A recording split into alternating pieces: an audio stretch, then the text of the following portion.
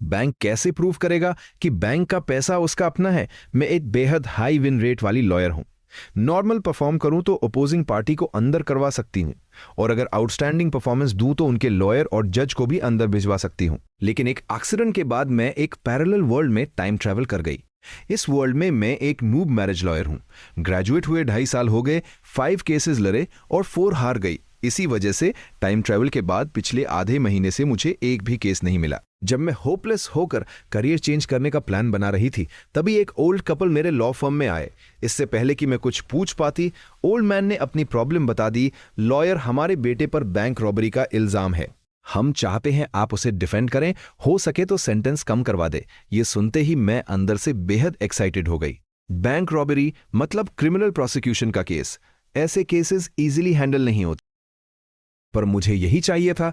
ऐसे मुश्किल केसेस से ही लॉ फर्म का नाम बनता है। इसलिए मैंने ओल्ड मैन से पूरे केस की डिटेल्स बताने को कहा। केस कुछ ऐसा था, ओल्ड मैन को अचानक हार्ट अटैक आया और उन्हें इमरजेंसी रेस्क्यू के लिए हॉस्पिटल लाया गया। ओल्ड मैन का बेटा वांग ली अपने पिता के इलाज के लिए बैंक से उनके सेविंग्स निकालने गया। क्योंकि वो अकाउंट होल्डर नहीं था, बैंक ने उससे प्रूव करने को कहा कि वो ओल्ड मैन का बेटा है। ID card, house hold register और क्रिटिकल इलनेस नोटिस दिखाने के बाद भी बैंक स्टाफ का एटीट्यूड बहुत खराब था। उन्होंने जिद पकड़ ली कि ओल्ड मैन को खुद आके प्रूव करना होगा, वरना पैसे नहीं मिलेंगे। अब ओल्ड मैन तो आईसीयू में अपनी लाइफ के लिए लड़ रहे थे। वो कैसे आके प्रूव करते? जब दोनों पार्टीज के बीच आर्ग्यूमेंट हो रही थी, तभी कुछ रॉबर्स आ गए और उन्होंने बैंक को ही रॉब कर लिया। एक रॉबर को जब पता चला कि ओल्ड मैन के बेटे को हॉस्पिटल के लिए पैसे चाहिए, तो उसने बिना कुछ सोचे लूटे हुए पैसों में से एक हिस्सा उसे दे दिया। उस वक्त ओल्ड मैन का बेटा भी डेस्परेट था, तो वो बिना कुछ सोचे पैसे लेकर सीधा हॉस्पिटल भाग गया।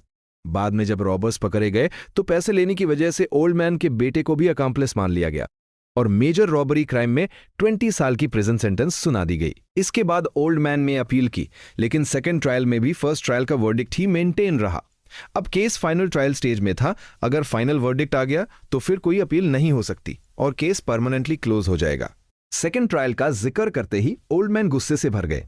वो सेकेंड ट्रायल का लॉयर साउथ की एक टॉप लॉ फर्म से था, खुद को टॉप क्रिमिनल लॉयर बोलता था और 1,88,000 की लॉयर फीस भी ली थी। पर कोर्ट में उसने सिर्फ 3 लाइंस बोली, ठीक है, हम चीफ जज के वर्डिक्ट को एक्सेप्ट करते हैं। यह सुनकर ओल्ड मैन गुस्से से कांपने लगे। पास खैरे वांग जिसजोंग के जूनियर ने मुझे देखते हुए जल्दी से कहा, लॉयर सू, इस केस का इंपैक्ट बहुत बड़ा है। हमने सुना है कि फाइनल ट्रायल की लाइव स्ट्रीम हो सकती है। हमें अब बड़ी लॉ फर्म्स पर भरोसा नहीं है। ये सुनकर मेरे दिल में तो जैसे लड्डू फूटने लगे। ये तो मेरे लॉ फर्म के लिए एकदम फ्री एडवर्टाइजमेंट था। बिना किसी हेजिटेशन के मैंने केस